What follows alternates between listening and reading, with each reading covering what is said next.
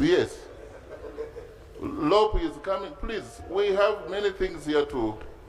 But we waste time talking about the same thing sometimes, not all the times. LOP, you want to... Thank you, Mr. Speaker. I want to agree with both of them. Well, to appreciate both the Minister for his report and his passion, and the Shadow Minister for his feedback and equal passion. Mr. Speaker, two quick issues. The Minister has told us that 101 billion shillings has been earmarked to support some hotel facilities. Now, we would want to know what modus operandi was used to arrive at those who are going to benefit. Because these are private, private hotel facilities. How did you arrive at them? It's very important.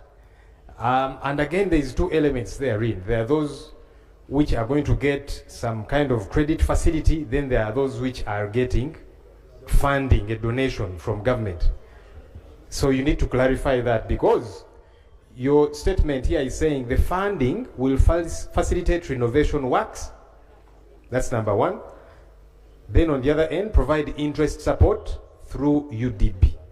So it would presuppose, and maybe you need to clarify this, it would presuppose some you're giving money to facilitate the renovation works, and then others are getting some kind of credit support. You need to clarify that. Number two, the intervention is awaiting the award of contract and confirmation of financing. That's for the passenger terminal at Kabalega Airport.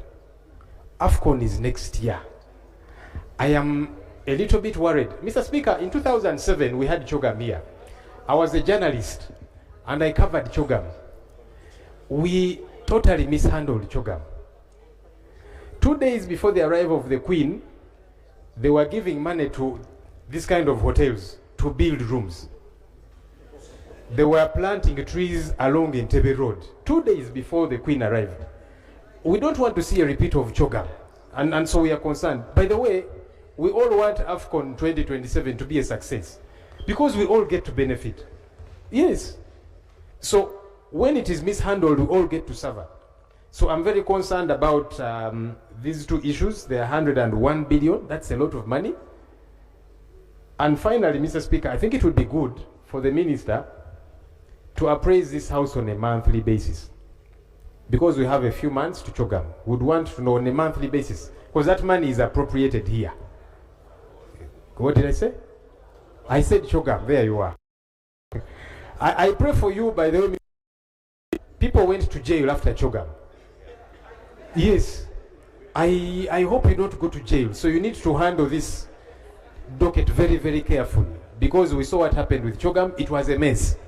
We don't want a repeat of the same. So that's why I'm saying it's good for the Minister also on a monthly basis, update us on what's happening, appraise us on all these developments, so that we are in tandem. Thank you. The Honorable Minister, do you want to respond when the Prime Minister is also here on the other matters? Respond and the issue of the money. Right Honorable Speaker, I want first to thank the Leader of Opposition and entirely thank my colleague, the Shadow Minister. He deserves a standing ovation for the observations he has raised. So I'm saying this, I want first to confirm with all his submissions that as the Ministry responsible for sports, we support them. Number two, we welcome the Parliamentary Committee on Sports to carry out its oversight, because that's constitutional.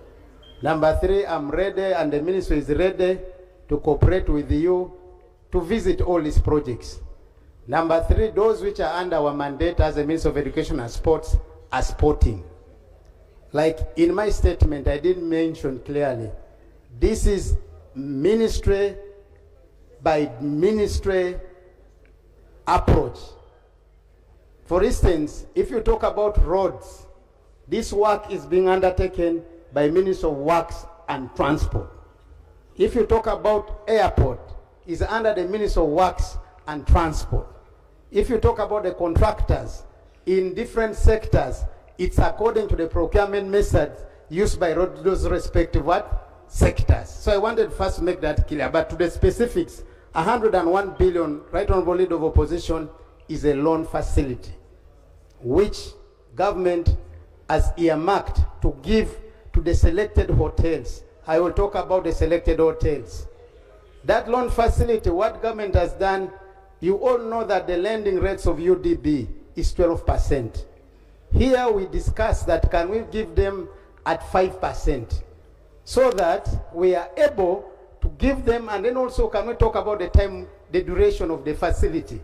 Because these people were having their businesses, but now CAF, as per our host agreement, has come as and indicated the specific areas they want them to improve. And to some of them, it was not a must, they must do it. And that's why we had to sit with them. Now, how were they identified? I want to come to the following. Number one, there was a CAF consultant who was contracted by the Confederation of African Football. It came as a co-chair CAF guidelines have given us. So as a ministry responsible for education, our role is coordination. And I want to emphasize, we will continue to coordinate the project. Let me finish up first responding to the issues raised. The other one was the involvement of the what? Of the local leaders. I want to say this. For the record, I'm aware we have elected new leaders, including some of us here. This is a new term of office. This project started in the other term. It is true we are working with the new leaders, the old leaders of the city of Hoima. And I want to confirm, I take observations which has been raised by the honorable member. As a ministry formally, I will be able to write formally to the local authorities in Hoima City, meet them and get them directly involved in the management and explain what awaits them in as far as AFCON 2027 is concerned. I also want to say, for purposes of my sister from Wakiso, I entirely want to say this, Madam Member of Parliament, and the leadership of Wakiso.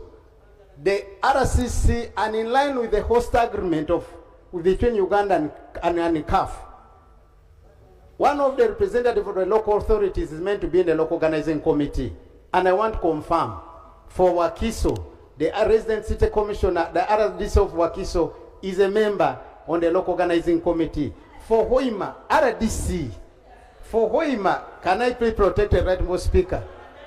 I was talking about the involvement of the local leaders. But number two, for my colleague here, I want formally to say this right most speaker.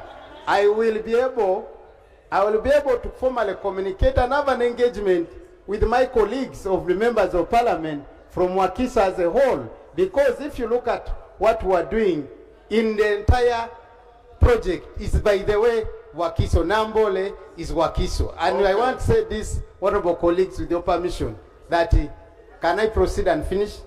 The other issues which were raised, Madam Right Honorable Speaker, is on the issue of the roads, which are meant to be worked on the Hoima cluster. It's an oversight.